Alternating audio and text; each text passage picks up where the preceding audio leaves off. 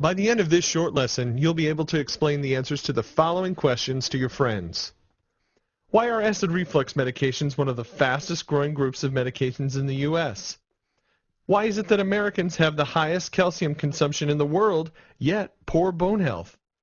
How can a diet soda with 0 calories make you gain weight? Here's the second thing that'll change your life. Are you ready? Every food or beverage is alkaline, acidic, or somewhere in between. Alkalinity and acidity are measured in terms of pH, which stands for potential of hydrogen. This is a pH scale. It ranges from 0, the most acidic, to 14, the most alkaline. For example, let's consider the following pH values.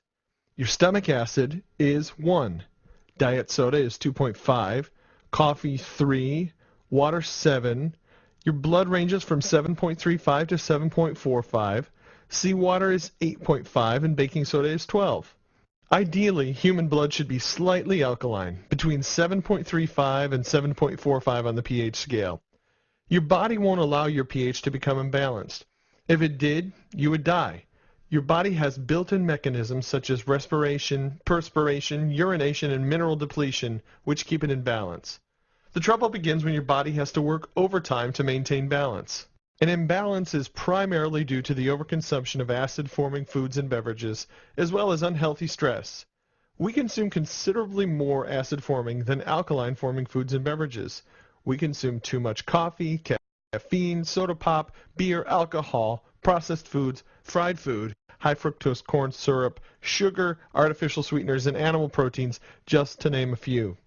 In addition to our unhealthy food and beverage choices, we live in a world that keeps speeding up, potentially leading to high levels of unhealthy stress, which also increases acidity. Foods and beverages run the gamut of the pH scale. There are a few general rules. Animal products are for the most part acidic. Let's look at ice cream, cheese, yogurt, beef, lobster, chicken, pork, shellfish, venison, and fish. Vegetables and fruits are primarily alkaline. Let's look at snow peas, spinach, tomatoes, lettuce, squash, potatoes, cabbage, broccoli, asparagus, and sweet potatoes. And fruits, let's look at oranges, bananas, grapes, cherries, grapefruit, mangoes, raspberries, watermelons, lemons, and limes. I know you're thinking we got this wrong. Lemons and limes are acidic, right? Well, the classification of whether a food or beverage is acidic or alkaline is based on the effect it has on the body after digestion. For example, lemons are extremely acidic in their undigested form. However, their end product after digestion is more alkaline, making lemons alkaline forming in the body. A simple way to increase the alkalinity of a glass of water is to add a slice of lemon or lime.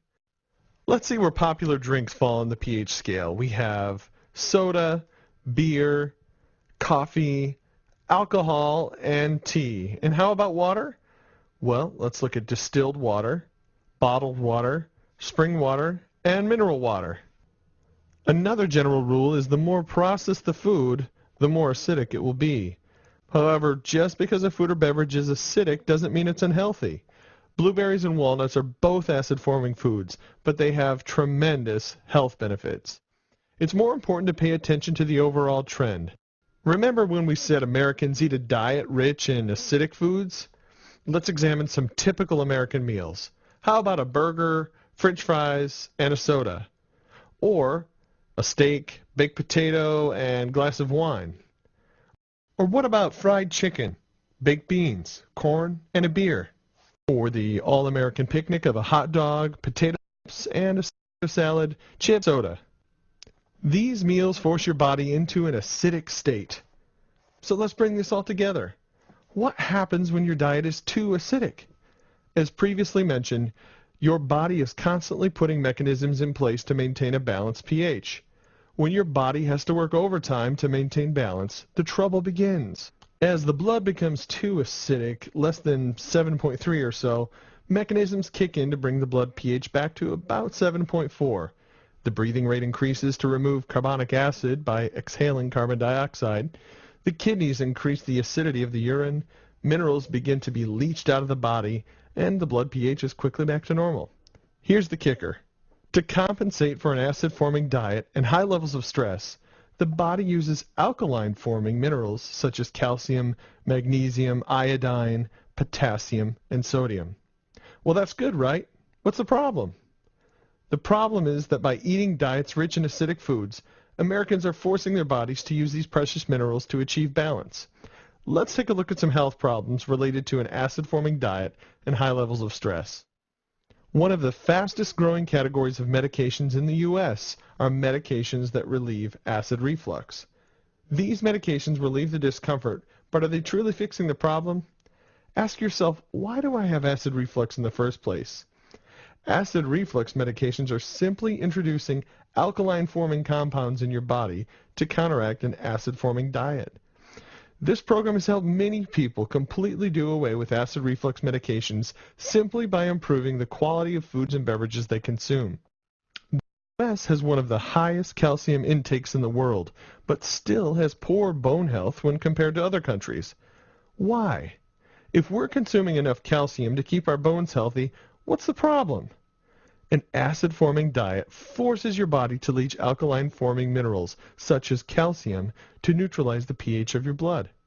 One of the major culprits is the overconsumption of acidic beverages, such as soda, coffee, energy drinks, and alcohol.